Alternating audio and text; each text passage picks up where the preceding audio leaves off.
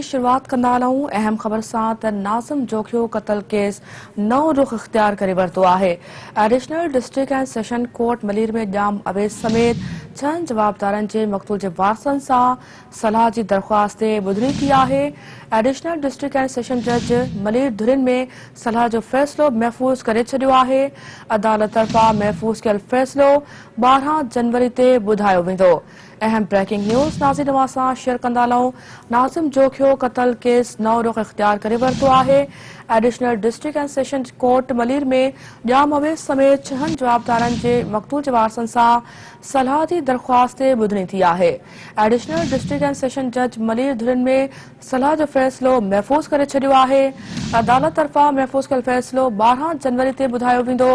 अवां खे नाज़रीन अहम ब्रेकिंग न्यूज़ ॾियूं पिया। नाज़िम जोखियो क़त्ल केस नओं रुख़ इख़्तियार करे वरितो आहे।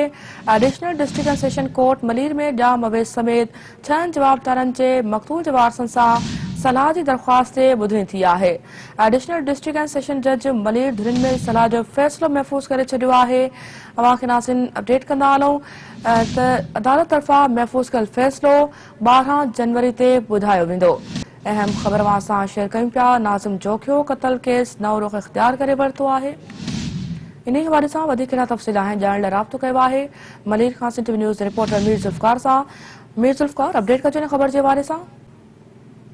तव्हांखे ॿुधाईंदो हलां त एडिशनल डिस्ट्रिक्ट सेशन जज वटि जेको आहे अॼु शहीद नाज़िम जोखियो क़त्ल केस जेका आहे ॿुधणी थी आहे। उन में जेको आहे रुकन सिंध असेंबली पीपी जे जेको आहे ॼाम अवैध समेत 6 जवाबदारनि जेके आहिनि उन्हनि जे हवाले सां जेको आहे मक़तूल जे वारसनि पारां जेको आहे सुलह जी दरख़्वास्त जेका आहे ॿुधणी थी आहे। उन ॿुधणी में जेको आहे जेको फ़ैसिलो आहे उहो 12 जनवरी ताईं जेको आहे अदालत पारां महफ़ूज़ कयो आहे। जॾहिं त हिकु जवाबदार जेको सलीम सालार आहे उन जेको आहे अदालत खे दरख़्वास्त कई आहे त हू जेको आहे इन जेका सुलह वारी दरख़्वास्त आहे उन ते जेको आहे नथो चाहे त हू जेको आहे अमल ते ऐं जेको आहे हू चाहे थो त हू बेगुनाह आहे ऐं उन जो जेको फ़ैसिलो आहे उहो अलॻि ॿुधायो वञे ऐं बाक़ी जेके जवाबदार आहिनि उन्हनि जेको आहे उन सुलह वारी दरख़्वास्त ते पंहिंजी जेको आहे